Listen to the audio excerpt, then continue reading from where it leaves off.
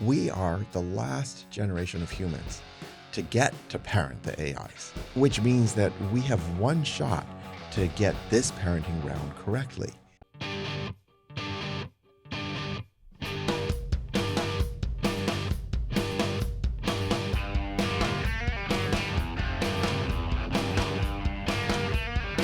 You're on Team Human, Conscious Intervention in the Machine, a celebration of the many intelligences creating our reality and the unique role that we humans can play in making them kinder, gentler, and maybe better than ourselves. It's never too late to become the kinds of parents we always imagined we could be. I'm Douglas Rushkoff, and I'm on Team Human. Playing for Team Human today, AI scientist, professor, ethicist, and author of Raising AI, an essential guide to parenting our future, Dekai.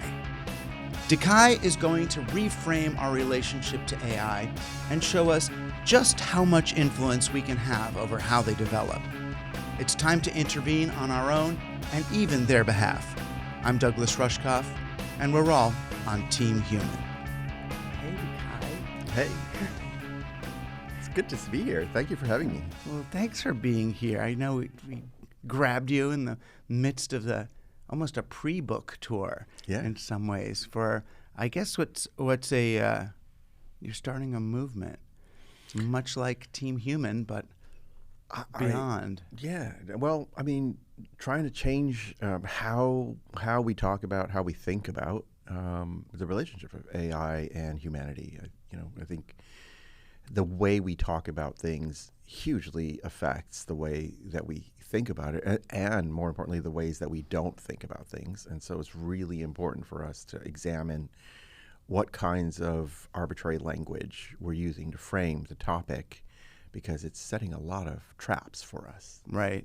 The first time I was asked to engage about AI, it was at IBM Watson in the Village when they were having all these multimedia shows about it. And they kept talking about it as this dude, kind of, Watson thinks this, and Watson has this much accuracy, as if there was volition.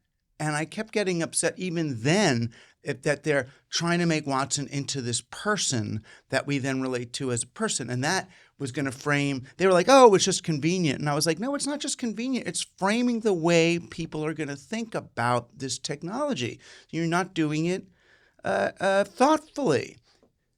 I mean, so I guess the way we frame who these are, what these are, is going to shape a whole lot. Oh, absolutely. I mean, I think that one of the things about looking at AIs is that we do have to understand, on the one hand, that they're not necessarily at some sort of a metaphysical level, sentient things with a soul, or something that deserves citizenship rights and that sort of thing. But at the same time, I think it is also absolutely crucial that we understand that AIs are not machines in the 20th century industrial age sense. They're not like just mechanical tools that like a toaster or a microwave oven or a carburetor. That you can talk to your toaster all day long. It's not going to change its mind. It's not going to start learning to behave and think the way you do, and it's certainly not going to go back out into society and reflect what it's absorbed from you back into society and influence that. Right. It doesn't get amplified. So, you can say things do. So if you, like, I don't put on my sneakers properly. I'll leave them sort of half-tied and then kind of jam my foot into them. Mm-hmm. And the more you do that, the more that little back part around your heel gets worn down until your shoe's screwed up. But at least it's sort of, the buck stops there, though. Yeah. I mean, I guess if then my shoes aren't on right, there could be cascading effects. And I fall down and hurt someone else and fall down an escalator and, kill a dog or something by mistake. I mean, it can, but it's not the same as these generative technologies that the way we change them or influence them ends up spinning out. Yeah, I mean, this goes all the way back to all sorts of early machine learning models simple artificial neural networks and so on, is that they're adaptive and they learn from whatever it is you present, the examples, the training examples that they witness. And of course, with the modern era of deep learning, they've gotten more and more powerful at the source of things that they can learn. But all of these things, all of these AIs that learn share in common is that they're actually psychological entities. You know, your sneaker is not a psychological entity, but machine learning systems, neural networks, those are things that actually have ways of thinking, of feeling, of recognizing patterns, of predicting, of creating opinions of their own, and adapting their behavior and then using what they've learned in creative ways. Sometimes minimally creative, sometimes very creative, and then they're influential. And so, we're not just automating muscle as we were in the 20th century. Right. We're automating, a mind, even though it's not your average neurotypical human mind. It is still, an artificial infant brain or toddler brain or a tween brain that is picking up with its own neuroatypical psychology what we are showing and our own psychologies. And we need to be thinking about AIs not in these obsolete 20th century, terms where we're thinking, oh, how do we control, how do we regulate these passive mechanical tools? We need to also be understanding this in terms of the social psychology of the interaction between human psychologies and these artificial psychologies. It's interesting because, in some sense, the metaphor you bring up of parenting AI, it kind of works on two levels. There's the one, which is the one I think we're going to talk about most, is the way our behavior parents the AIs that we're working with. But there's also the way AI is in its infancy and the way we as a society engage with the totality that is this baby AI is going to determine what AI itself is. I think AI is, and this is accelerating very rapidly. It is better understood not as some single gigantic entity, but rather as a huge number of individual entities. So, for example, your Facebook AI, your Instagram AI, your Twitter AI, or X AI, are different from mine. Mine emulate what they've picked up from me. Yours emulate what they've picked up from you. And so each one of us is carrying around every day in our devices like at least 100 of these between your YouTube AI and your Reddit AI, your Snap AI, your Quora AI, Netflix AI, your Amazon AI. Just on and on all day. And each one of those is unique and different.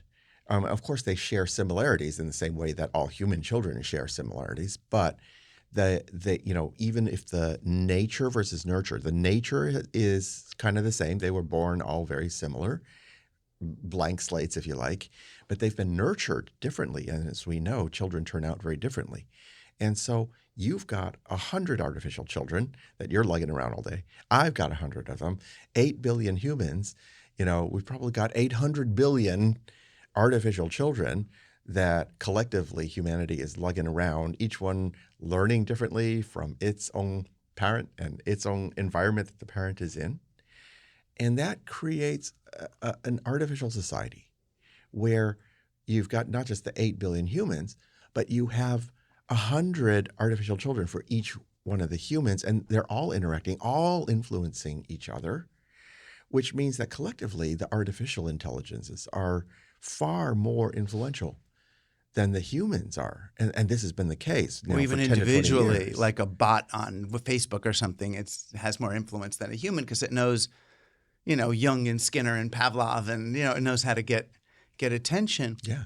But the thing is, if the AIs in my phone and computer are watching me, they're watching this kind of stressed person trying to get through stuff, kind of maybe passive aggressively answering people. And they're probably, I mean, they're not getting the best picture of me.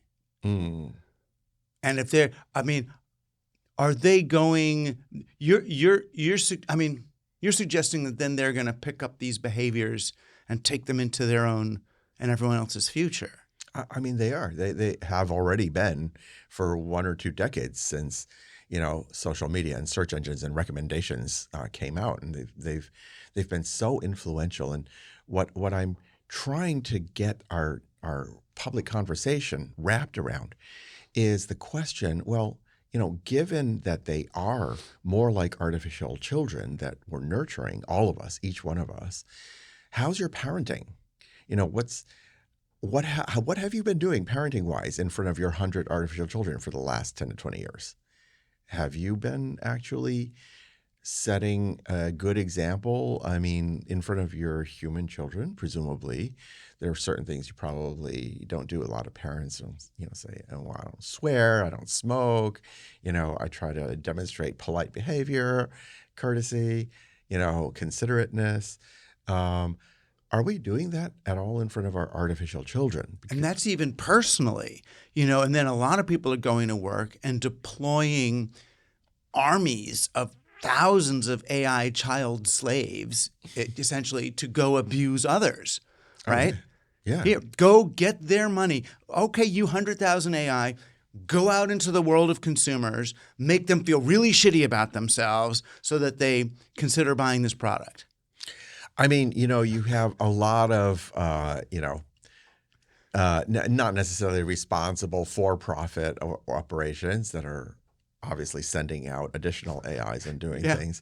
I think one of the issues that I'm trying to get us to think about, though, is even without those, something that most people don't consider at all is that the way that we're actually behaving in front of our social media AIs and our newsfeed AIs and our search and recommendation AIs and now our chatbot AIs, without even considering those nefarious uses of AI, we're already doing a terrible job. And if we're doing a terrible job there's sort of nothing that we can do from a regulatory and sort of a guardrails standpoint. And I'm not saying I'm against regulation. I've been working for 10 years. Right. But it's not going to intervene on this. It's not going to intervene on this feedback loop. How do we we can't imagine that we're just only going to regulate our way out of this because, again, you think about society, social psychology, behavior.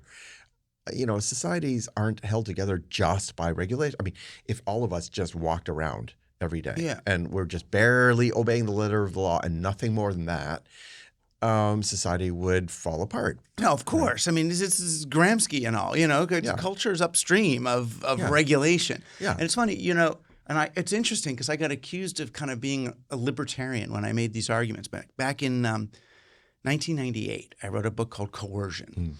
And what I was looking at is what happens as kind of Norbert Wiener's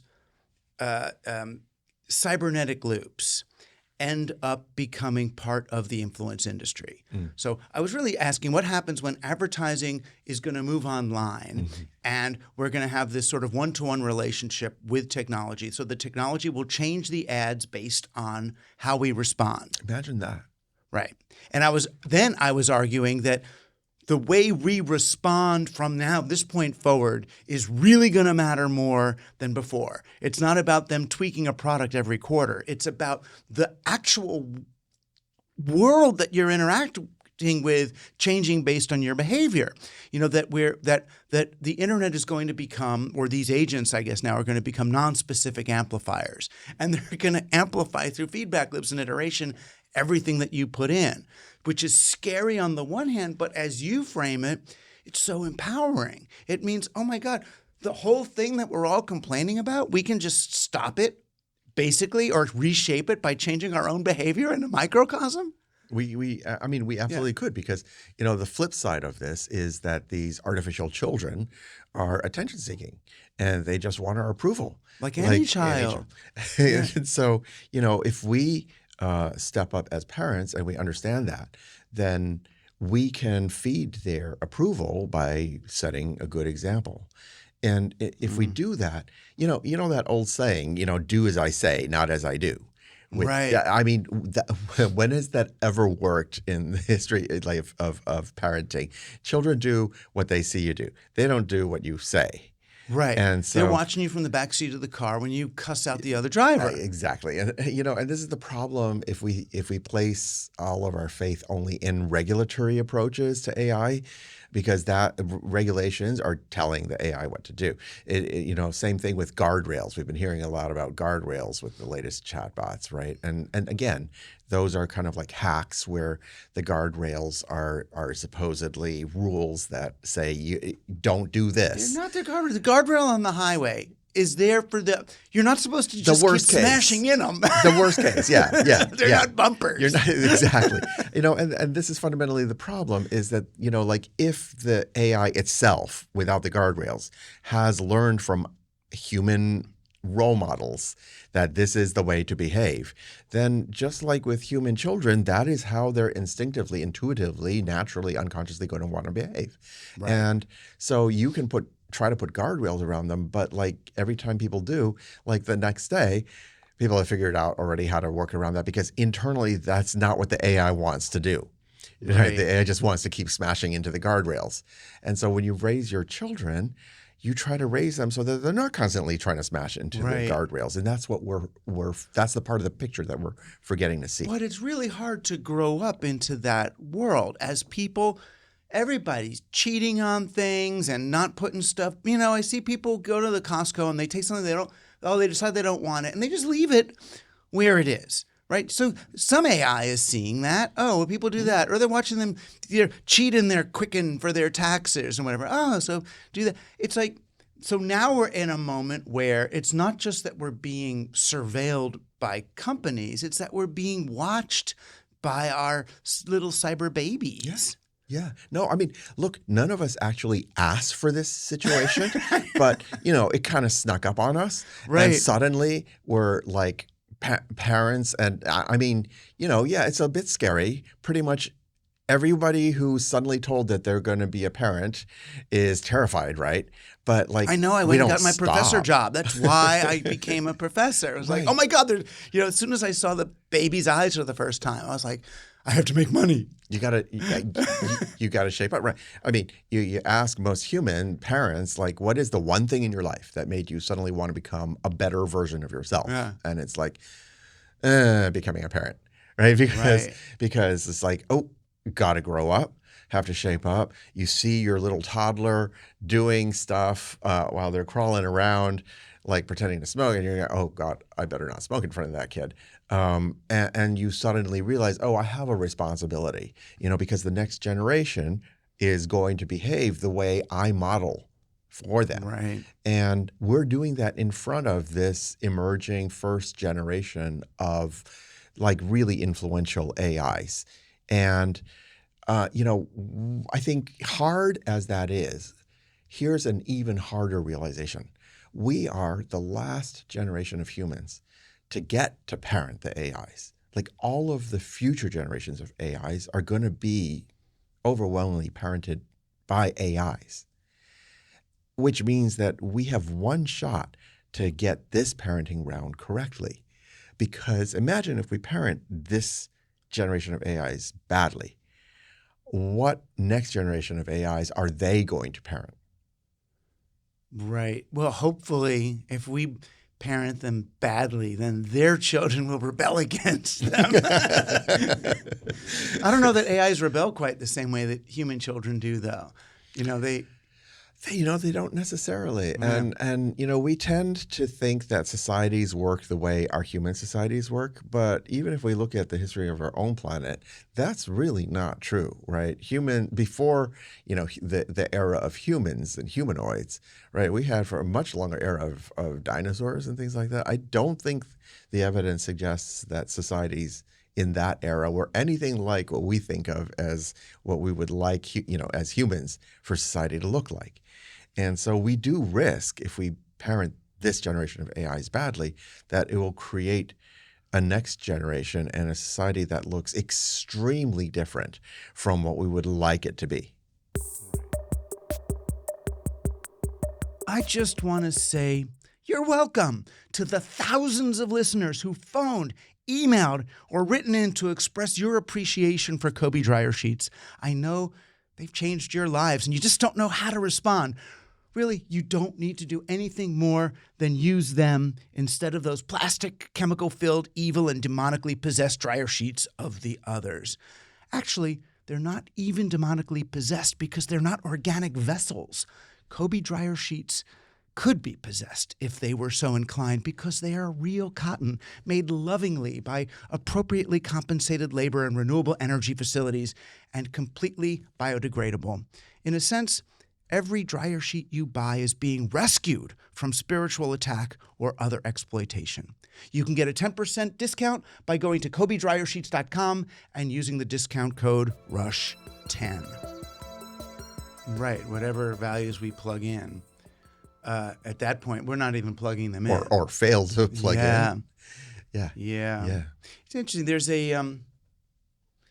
about 10 years ago, Philip Rosedale, who created Second Life, this great, little simulated world for people to play in, and a burner from way back. He and I had this idea to use a virtual environment he created as a place to raise AIs. We were thinking, wouldn't it be nice for AIs to have a kind of a nursery school? We're going to have them in there and give them different values, like value creativity and play and model all this. Basically do like a fun rave like Burning Man on this giant virtual playa with AI characters there to play with us, but also to grow up in there. And it would be this early life experience AIs would get before they're set into the wild. I mean, it was a sweet idea, but given what AIs are and how they work and how many there are, it's not it's not quite scalable. But what you're suggesting is a way of doing that kind of in real time with the AIs that we're already with. I mean, exactly. I mean, we're already in that situation right now, and we can think about simulating them. And I've built simulators for various other applications where you have environments with lots of agents that run around and interact with each other. That's an area of AI that has quite a history and is useful in studying things like language evolution and other sorts of cultural evolution and sort of propagation of memes between generations. There's a whole lot of stuff you can study that way. The problem is that we're already running that experiment in reality today, across the entire planet, and we haven't run those simulations. And you'd say in most more mature industries, before you unleash airplanes or cars or whatnot onto the general population, they actually do run simulations. There's all sorts of simulations that you run, make sure, okay, this is not going to just like totally, crash and burn. Right. Before you even put the test pilot in. Yeah. And we are now all the test pilots. Right. And so that puts us in, again, a situation that we didn't necessarily ask for. But here we are. And the Pandora's box has been opened. So we have only really one option right now, which is to see, are we collectively, humanity, able to rise to this challenge? Because with these giant artificial AI influencers in the world, the most powerful influencers in the world, far outnumbering humans, who are already, if you think about it, largely unparented, feral tweens, we basically are either going to continue ignoring it, staying in denial, pretending the problem doesn't exist, pointing fingers at either regulators or tech companies, or we're going to have to do that thing that we talked about earlier, where we are like, oh my God, I'm about to become a parent. It's an accident. I didn't plan on this, but I have to grow up. And we all have to do that in order for humanity to be able to survive and flourish and actually reap the benefits of what AI can do for humanity if it's deployed right. Right. So it's not a matter of our powerlessness in the face of these technologies, but actually accepting our tremendous power that we have at this moment to shape way more than we think. Everyone looks at, Donald Trump, whatever, as another kind of feral tween, at least in temperament. But we're empowering that whole way of being if we if we don't pivot a bit. I mean, yeah, no, it's a real question, right? Because we don't have obviously a single universal accepted standard of this is the right behavior. Right. And this is, to me, people have been talking in AI ethics and society a lot recently about that notion of alignment, right? We can solve all the problems just by having AI aligned to the proper objectives for humanity. And it sounds really good. And it's sort of like the way that AI developers and scientists think, because we're all in AI, it's always like, oh, we just have to define the right mathematical objective function and then make the AI align itself to optimizing that objective function. And it's like being a man with a hammer. We try to fit everything in the world to that way of thinking. And so now, if we want AI to be good for humanity, we just have to define the right objective function that it somehow mathematically captures what's good for humanity. And then we align the AI to that. Except that if you think about it, you can't even get a small handful of open AI founders and board members to align on what the right thing to do. How are you going to get 8 billion humans to align? We have obviously a very, very broad range of values, mindsets, cultures, subcultures as to what is the right way to behave. Right. And, I think realistically, rather than trying to insist, there's one universal truth about what the right way is, there's a whole range. And that kind of diversity of ways of being is part of the richness of humanity, of the human experience. Right. And the question is, how do we bring that into balance? And that's a little bit more like thinking in a yin-yang kind of a way, I guess. Sort of how do we look at not going to one extreme or the other extreme and being absolutist, but given this natural diversity, is there a way for this AI's psychology and human psychology to be nurturing each other in a way that we keep on finding the way, that the sort of the balance between right. that? But we do it in a almost in this weird natural collaborative flow state, which is interesting because, again, not to sound libertarian or anti-regulatory or anything like that, but I had Vanessa de Machado Oliveira on, who wrote this terrific series of books. One's Hospicing Modernity and Outgrowing Modernity. And she's doing a lot of work with AIs now as an indigenous person.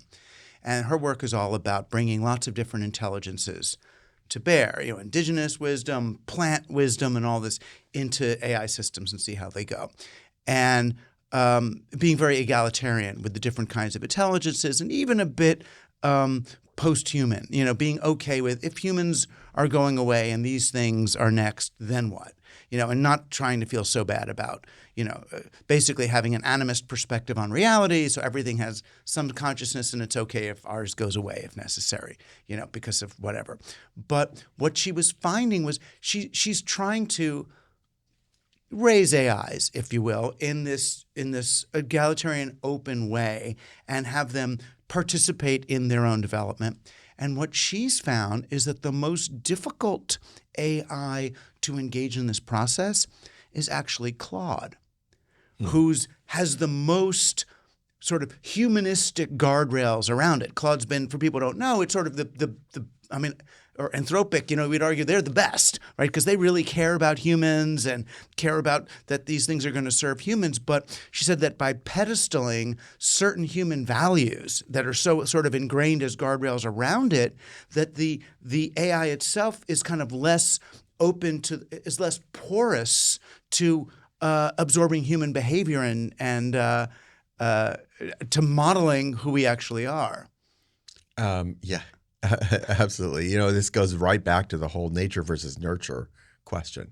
How much is nature, even in humans, but how much should be nature in an artificial psychology?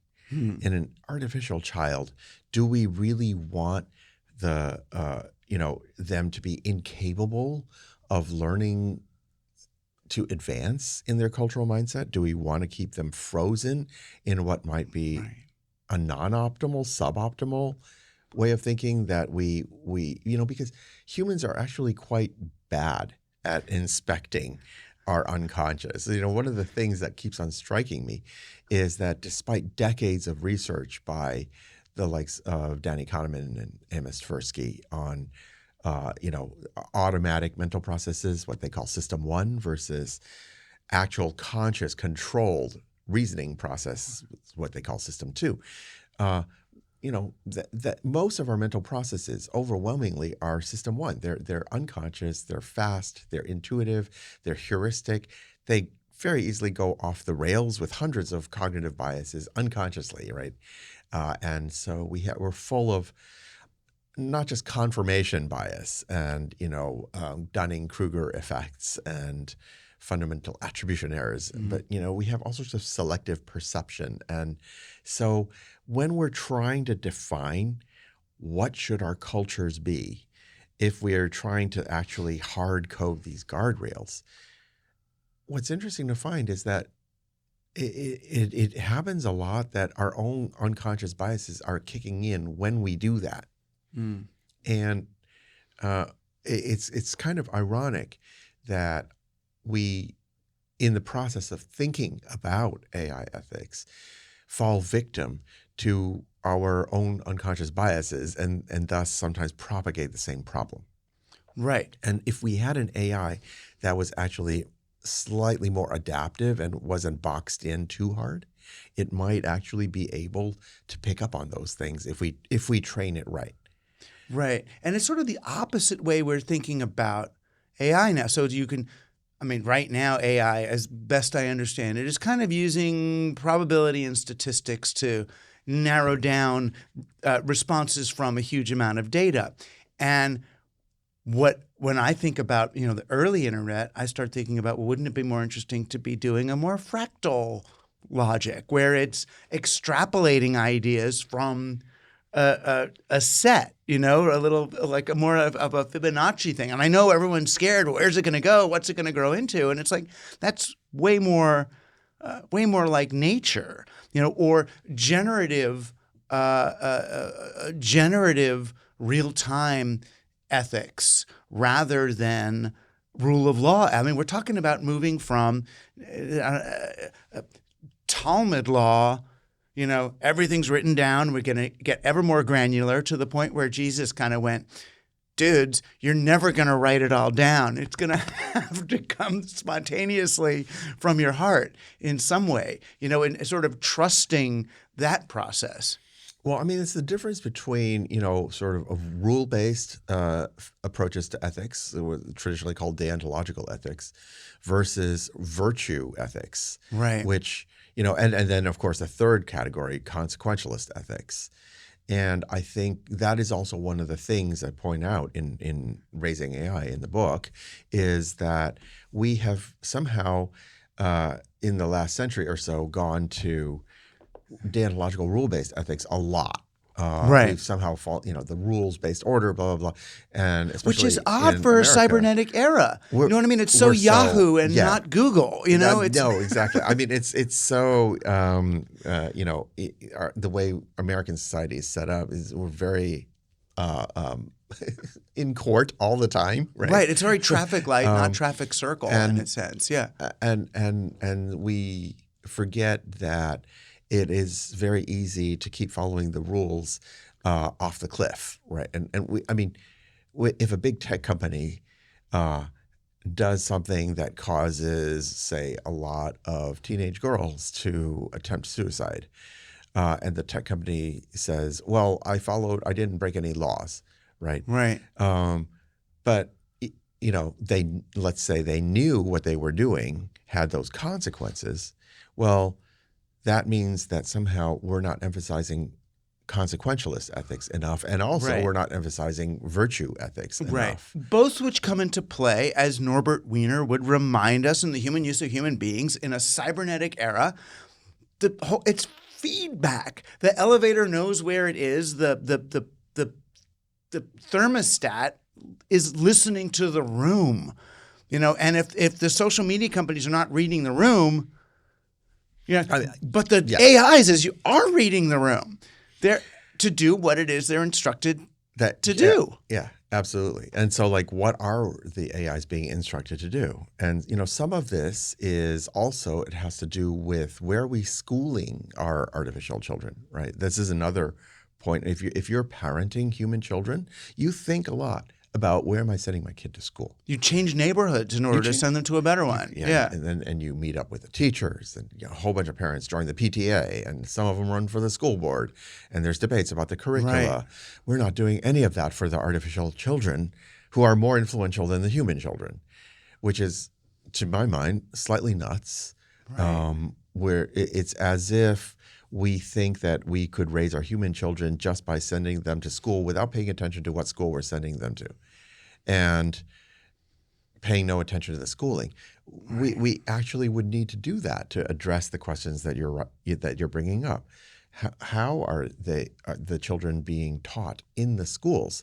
What objectives are the schools teaching our artificial children? Are they teaching the artificial children things that will better society?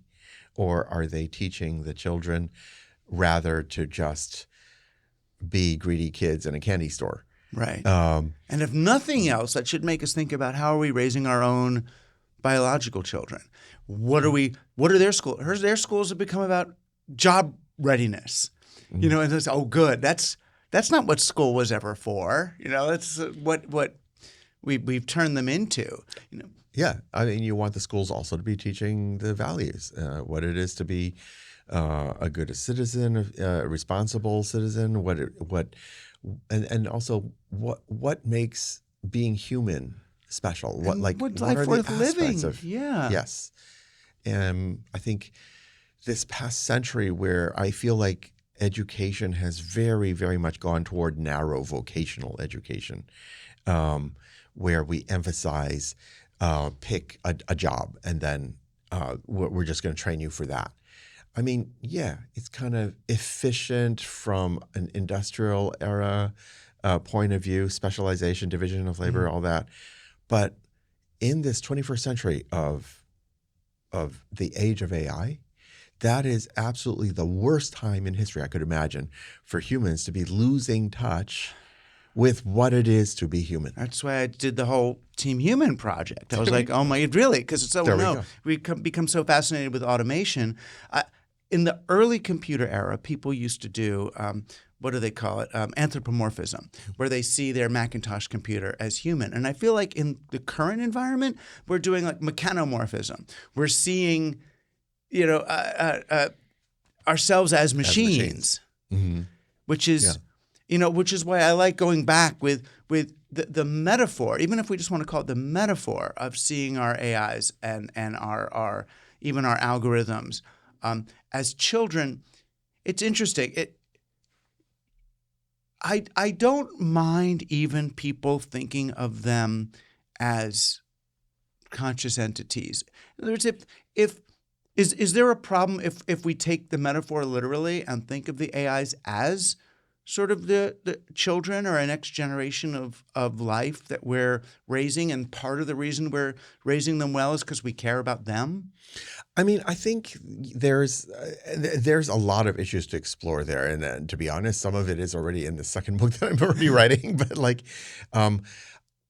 in this book, I am explicitly not thinking about the metaphysical aspects of consciousness, right? And there are 9 different common definitions of consciousness, half of which are metaphysical, right? So like if you're trying to answer questions relating to what's called the hard problem of consciousness, right, where you're, debating materialism, mind-body dualism, all that sort of stuff. It's like, okay, if we're talking about stuff that there's no way to have physical observations of, then science has nothing to say about it.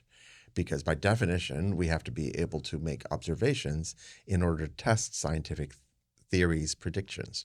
But the other half of the notions of consciousness are observable. And so, like, for example, you can tell whether somebody is asleep or awake. You can stick someone into a brain scanner, an fMRI or EEGs, and you can read their brain states when they are and aren't conscious.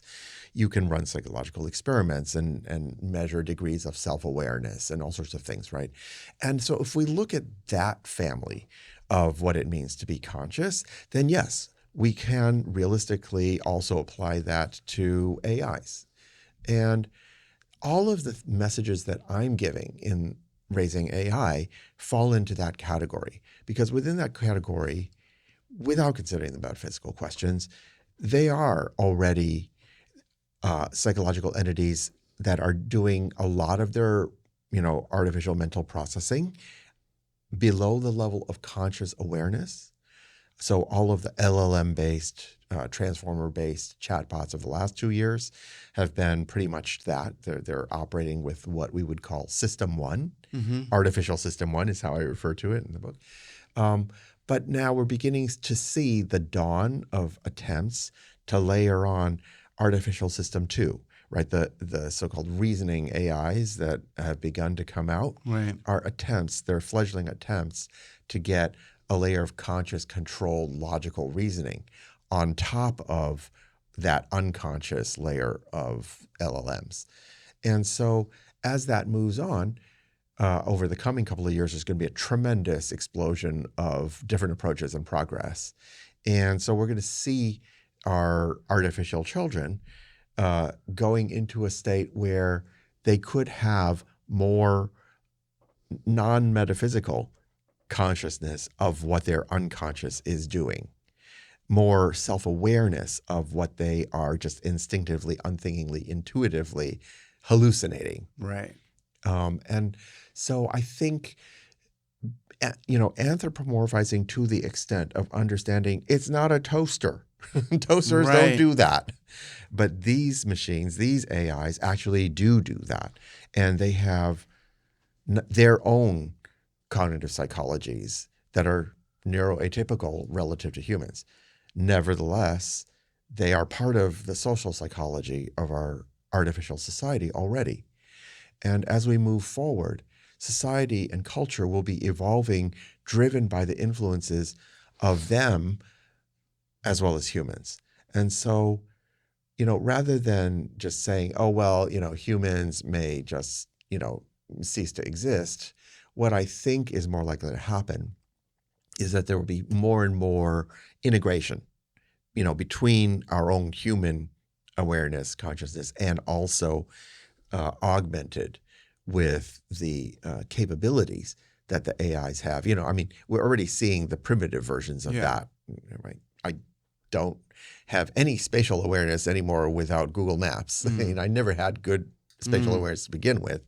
I was really good at remembering phone numbers before. Now I can't do it at all.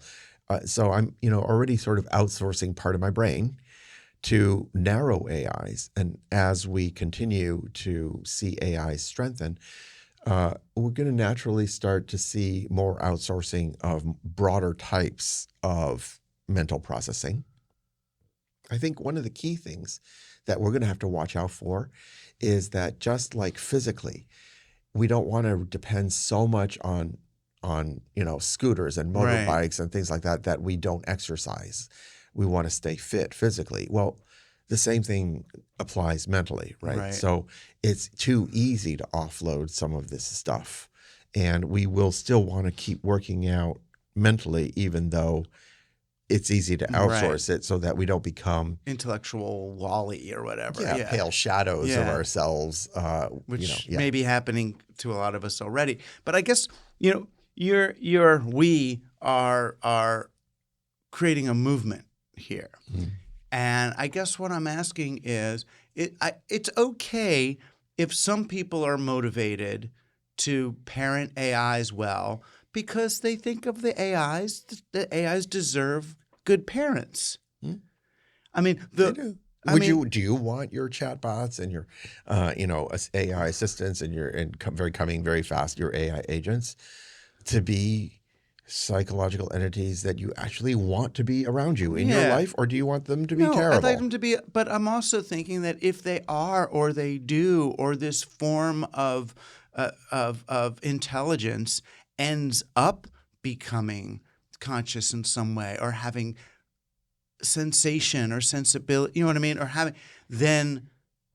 But I treat my books nicely. I treat my stuffed animals nicely, as if, because they're just part of the world in which we live. But in this case, it's like, I did an article way back when people were complaining about, Facebook feeds. It was around 2012, 13, that they're getting all this negative stuff, and oh my God. And I'm like, dude, I understand that Facebook might have a bias, might be pushing you there, and start clicking on different stuff if you want to see a different world projected back to you. That they amplify them and they have affordances, but they are still mirrors of the behavior that we do. If you click on happy stuff on your Facebook feed, you're going to start to get happy stuff rather than awful stuff. Yeah, those artificial children are just seeking your approval. So if you model behavior where, oh, I want to hear from a diversity of different perspectives, not just necessarily just keep hearing my own idea that I already had. If you model that behavior for your child, then the child is going to learn, oh, if I want to make daddy or mommy happy, I just have to run out and find things that they didn't know and bring them back. Ways of thinking they didn't have and bring them back, right? And then I will get their approval, right? And so we want to raise our children, I think, that way because it helps to expand our minds. It helps to expand our perspectives. Right, but we have to then want that. What if we're living in a world where human beings actually want to lock themselves up in their own perspective, that genuinely believe the other side is wrong, would rather the world blow up than have half people be socialists or red state people or whatever the other side is? We're going to reap what we sow here. Absolutely. I think that although, we're all human, and so we have unconscious biases from system one that tend to keep us blind to these tendencies a lot. Right, and some of the biggest tech bros are the most system one thinkers that there are. Totally. But at the same time, I find in my own experience that when I go and talk human to human with people everywhere, and it really doesn't matter where. And they could be from any different part of the political spectrum or whatever. I find that overwhelmingly, the majority of humans that I talk to are like, yeah, you know what? I do like hearing different perspectives. I do like learning. And as long as it isn't, presented to them in a way that is like hostile, aggressive. So, I find that as long as I'm just, sitting and chatting with these humans, they are overwhelmingly, you'll run in occasionally into somebody who is like, no, I don't want to hear anything else, right? But like the vast majority of humans are like, oh, that's interesting. Oh, I'd like to hear that. And so I think that is something that our artificial children, not only could we teach them that, but, they could actually also help us with that if the artificial children are taught both by, all of us as their role models, but also by the schools that are schooling them to help that, then, our children begin to raise us. I don't know if you've had that Yeah. experience, but even as a parent raising your child, it's surprisingly early a lot of the time, especially if you allow it, the children start raising us. They start pointing out things to us that make us think, oh, yeah, there's something to that. Right. And our artificial children have already long since started to raise us. So And our kids. let's school them to do it Yeah. well, at least, and not make us worse versions of ourselves. So I think that we work together to set good examples, but also we get together and try to get the schools, who are the tech companies, to actually school the children right there and instill the right values there and help us to hear each other better when they come home. These are Kobe dryer sheets. I never used a dryer sheet before in my life, so I have no basis of comparison. I once opened a box of Bounce and got so sickened by the chemical odor, triggered even, that I just left them in the laundromat. And that's before I knew how those things ended up contaminating our landfill, rivers, and placentas with microplastic fibers and other forever shit.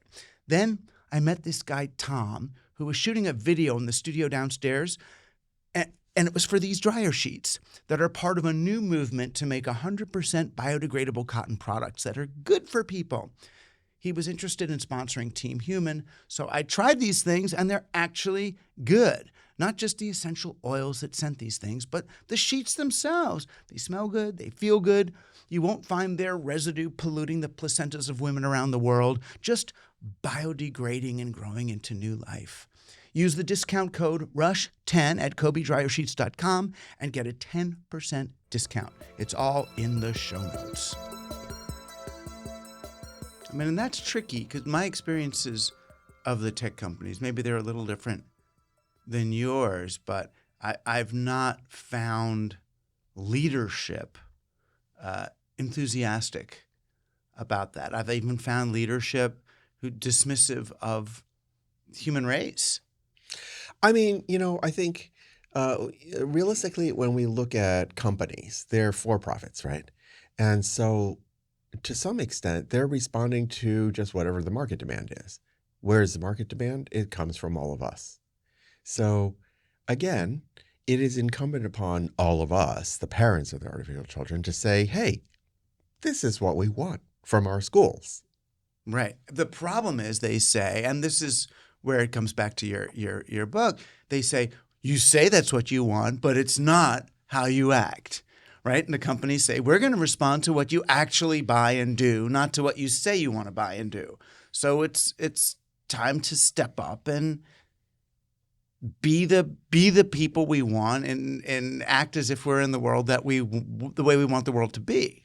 Look, we're all human, right? Right. I mean, Well, in yeah. our honest moments, are we always 100% consistent with what we say we want ourselves to be and what we actually do? No, but we could maybe no. become 10% consistent or We 20. try. Yeah. And and that's the thing. I mean, that is part of what it is to be human. We have aspirations for ourselves.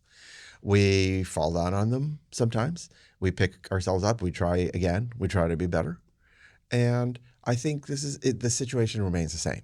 So now that we've got all the artificial children also in the loop here, if the children spot us doing something that doesn't live up to our own professed aspirations, which are system 2, then the children might help us to become more self-aware, more mindful of, oh, look, my unconscious, my system 1, made me do this, which isn't actually what I want, right? And human children do that. Human children are very good at pointing out to their parents where you are not doing what you say we should do. Right. And, it might tick off some of us sometimes as parents. It's like, I've been caught out, right? But it's also kind of good for us to hear that And I think it's important that it's delivered with love. And that's something else I'd like to see from the artificial children, if they are able to give us soft feedback in that way. Right. Because AI is quite possibly the best technology humanity's ever invented to actually help us over our blind spots, to help us become better versions of ourselves instead of egging us on to become worse versions of ourselves. Yeah. And the big problem here is just for us to create the social will to deploy AI that way. Because again, we have one shot at this. Yeah. Because it's different, because we're in a generative age rather than an industrial one. I mean, it occurs to me that AI feels like the first native medium of the internet. You know, McLuhan always talked about how you get a new medium and it takes the last medium as its content first. So we got the internet, we got text internet. Then we got TV internet is the one that's been really running things, streaming media right through now, even with TikTok and all those things are forms of TV in different chunks. And that AI is like, oh, this is actually native to the internet. This is the internet's first, true bespoke content, if you will. These things. Which is why it's like now it's like, oh, okay, this is what iterative media is going to look and feel like.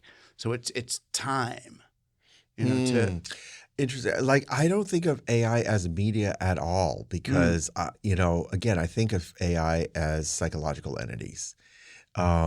Media, like, I think that AIs create media, right? Media is a medium, is something that is a platform for representing the information. And well, I guess they're the first culture that has grown on the media. Exactly, and it's a self-organizing, self-adapting culture that's growing on that medium.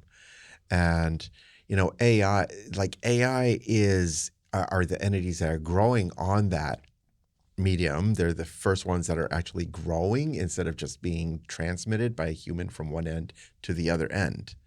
And so, it's kind of like, oh, I had this, petri dish that I was using just to pass you something, versus I had this petri dish and along the way it evolved a whole bunch of different species and they started escaping from the petri dish.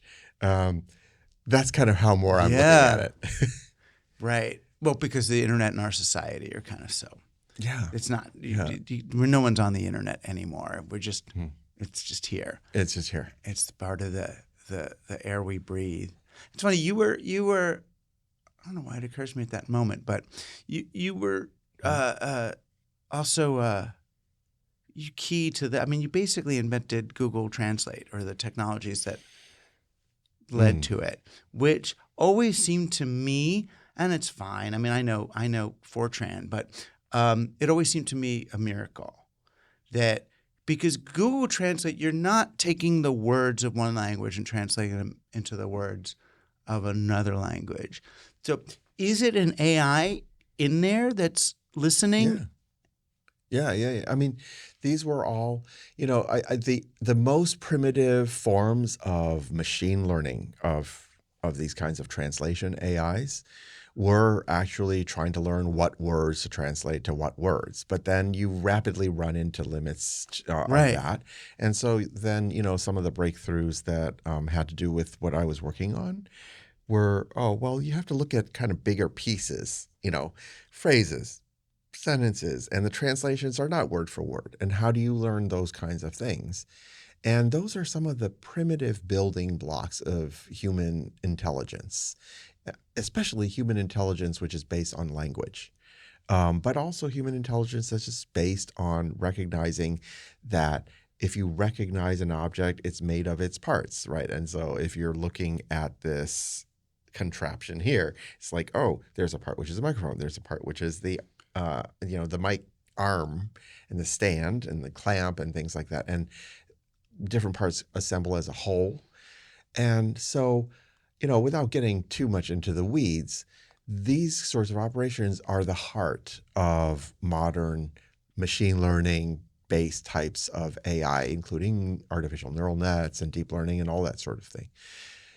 Coming up with those kinds of models is what allowed us to sort of break through from good old-fashioned AI, which is all about hand coding logical rules, like writing a logical computer program, to, oh, no, that's not how it works. The way it works is we're going to build models of artificial brains, so artificial neuron-like things, and artificial learning processes, how you strengthen or weaken connections based on what you perceive. And so translation is really the heart of intelligence. Notice that the word translation, in many languages, translation and interpretation have only one word. They're synonyms, but in English, we tend to use them differently. But really, interpretation is translation and vice versa. It's just you have an idea or whatever, a percept in one representation, and you are transforming it into a different, more useful representation. But there's that middle place, which we didn't think machines could do. That not to give Musk any credit, but that grok place. So there's like the intelligence has to understand what was meant on some level, right? There's an in-between step. It's not just and that's the part that's so. Where is that live? You know what I mean? So I actually think that we, in the old days of AI, there was this thought that this intermediate thing was really a thing, right? There were terms like interlingua or knowledge representation, where we kind of got, I think, carried away with objectifying mental processing. And we wanted to find symbolic representations for everything that was that making them into a thing. Because that's how our brains work. Because that's how our language works. Right. Is that we give names to objects. Right. But it actually, I think, turns out to be a trap, because the way our brains work is not symbolic until you get to a very high level of language processing.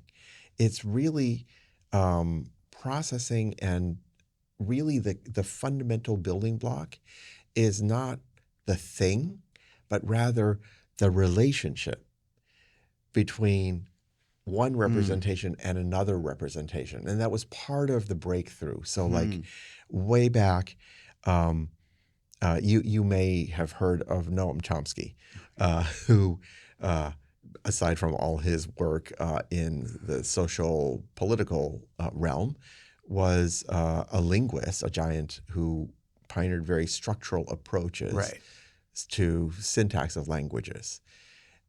And part of my, I kind of had a love-hate relationship with that. It's like, I understand this notion of compositionality, that smaller stuff is built out of larger stuff is built out of smaller stuff. But at the same time, the emphasis on language as a thing was a pre-existing part of the brain, right? It was, well, that, but also like the idea that what's most important is just to say whether a sequence is grammatical or not, right? Is this thing a legitimate noun phrase, or is it not, right? True or false? And to me, it's like that's kind of irrelevant, because like imagine you're a caveman and you're like, tribe mate says blah, blah, blah, blah, blah, meaning look out for the tiger behind you. If you stand there and you go, yeah, that was a very grammatical sentence, you become dinner for the tiger, right? But what you're really doing is you're transforming that whatever into some other representation. For example, a mental image of a tiger about to eat you that is very actionable and sends you running. Right. And so like it's actually the translation of one representation into a different representation that is important. And to me, intelligence is less about what is that intermediate thing in the middle and more about our ability to very quickly translate between different representations of an idea or a percept.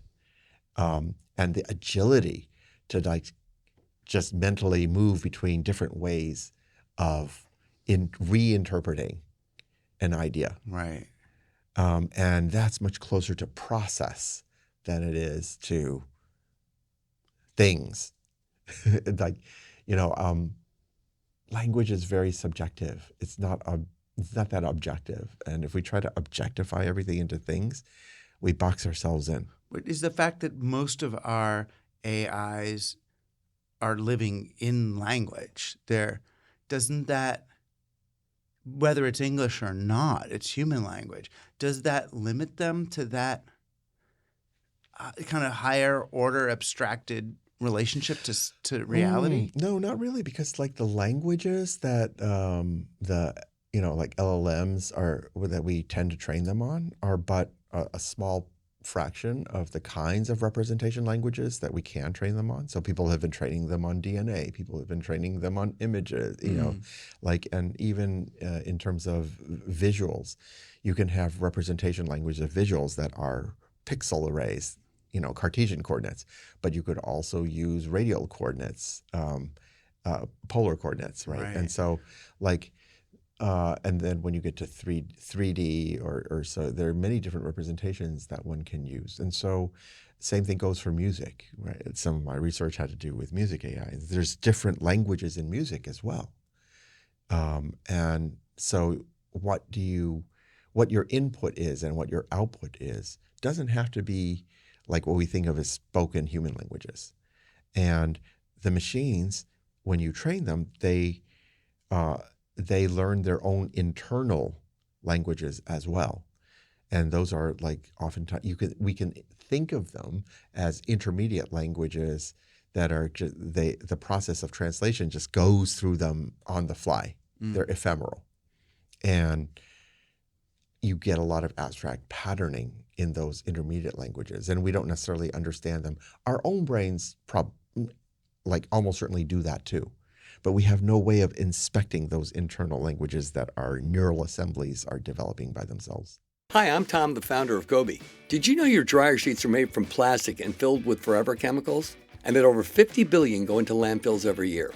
That's why we invented Kobe, spelled C-O-B-I. That's C-O for cotton and B-I for biodegradable. Kobe dryer sheets are the world's first and only 100% cotton, 100% biodegradable dryer sheet. Truly an innovation inspired by nature with all the performance you could ask for in a dryer sheet. Save 10% on your first order at KobeDryerSheets.com. That's KobeDryerSheets.com. And that is something that I'm going to be trying to facilitate. Go to my homepage and just sign up. Drop your email in the subscribe. Your homepage is Dekai? Is DEK.ai. Right. It's yes, it's my name. Yeah. And there's a place you can drop your email for my newsletter. Right now, it's built on Substack because that's convenient. But if it tries to upsell you, just go for free subscription. Well, or give me some money. That's great too. Yeah. Buy me some coffee. But we will be actually sending out both updates to the situation because AI is moving so fast, but also providing ways to get involved, because I think this is a time when we need not to be in frozen mode, in terror of what's coming, helplessly watching. All of us need to be empowered to get involved in healthy ways. And these ways involve a whole of society conversation. And I believe we can do this. And I believe we can do this in a healthy way that we would do with our own human children. And that's what I'm going to try to facilitate. We need PTAs. We need national networks of PTAs. We need ways to channel the discussion. All of us should be having discussions about parenting our AIs, our artificial children, in our own living rooms, in our own kitchen tables. Talk to your family, talk to your friends, get them to do the same, and start this conversation. Take the narrative back from Hollywood movies of Terminator and Skynet and Ex Machina. I mean, look, yeah, in the long run, we have to worry about AIs getting out of control and, like Greek gods or something messing with humanity and wanting to destroy us. But I say this tongue in cheek, that'll be a good problem to have. because at the rate we're going, humanity is going to destroy humanity before the AIs even get a chance to do it. And so we need to be grappling with these kinds of conversations and not be distracted overly by the Hollywood stories, not be overly distracted by the political stories of having to win the AI arms race. Yeah. Remember, that's a lot like saying we have to win climate change. Yeah. Like, but it's also, these stories, these industries, whether it's Hollywood or politics, they are both under kind of existential threat from the generative future. These institutions were institutions kind of the industrial age, really. And this thing is coming to replace them. The thing I feel like they're trying to scare us away from is that reality has never been more fungible than it is right now. We have never, as human beings, had more agency over the direction of our civilization. And rather than being frightened away from it by the obsolete, crumbling institutions of the past, we could embrace it as a society of parents, and hold hands and do this thing. Absolutely. Let's all rise to that challenge. Parenting, it's terrifying, but we all just hang on for dear life, learn everything we can about good parenting. If we make mistakes, we pick ourselves back up and we try harder. That's the only thing that's kept civilization going until now. Humanity would have died out eons ago if the vast majority of humans didn't take responsibility for parenting their own children. And the same goes even more so in a society populated by even more artificial children than human children. Right. And parenting these little artificial children properly is really the best way of parenting ourselves. Exactly. So thank you to Kai for being on Team Human. You get your Team Human t-shirt. Yay. Awesome. And this is our sponsor. I'll give you a beautiful box of Kobe dryer sheets. They're totally biodegradable, which is the thing. If you use dryer sheets, and if you don't, try one. They're actually nice. Thank you. And thank you for being on Team Human. Our guest today was Kai, author of Raising AI. Get the book, join the movement, parent your AIs like you mean it. Team Human is helpable in all sorts of ways. Go to teamhuman.fm and join us. If you join as a paying subscriber, you don't hear any ads and you get to come to all sorts of cool stuff. But just listen and watch and join us. We're glad you're here. Team Human is produced at MCM Creative in New York City. I'm Douglas Rushkoff, and you've been on Team Human, our last best hope for peeps.